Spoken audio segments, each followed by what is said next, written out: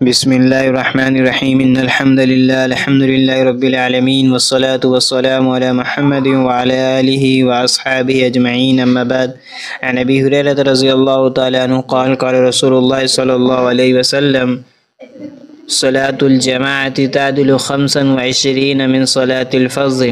حضرت ابو ہریرہ رضی اللہ تعالیٰ عنہ سے روایت ہے کہ اللہ کے رسول صلی اللہ علیہ وسلم نے ارشاد فرمایا، نماز با جماعت تنہا 25 نمازوں کے برابر ہے۔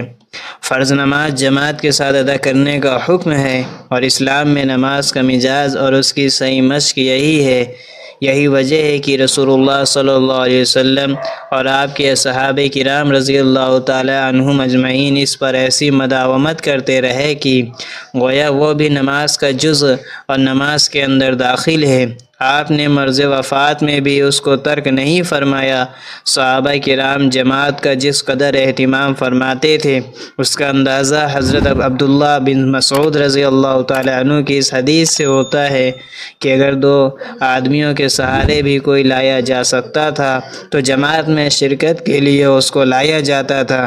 صحابہ کرام فرماتے ہیں کہ جماعت میں وہی شریک نہیں ہوتا تھا جو کھلا ہوا منافق ہو۔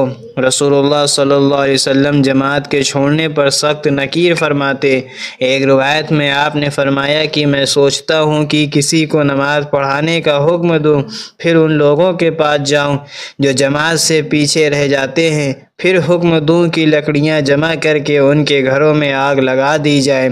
نماز با جماعت کے اندر اللہ تعالیٰ نے بہت سی حکمتیں، مصلحتیں رکھی ہیں۔ ان میں بہت سے اخلاقی فوائد ہیں۔ رحمتوں کا نازل ہونا، عبادات پر مداومت کا آسان ہونا، جذبہ مشابقت کا پیدا ہونا، اس کے احکام و آداب کا سیکھنا۔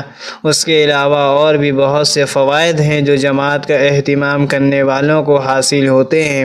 اللہ تعالی ہم سب کو جماعت کے ساتھ نماز پڑھنے کی توفیق نصیب فرمائے۔ آمین۔ وآخر دعوانا ان الحمد للہ رب العالمین۔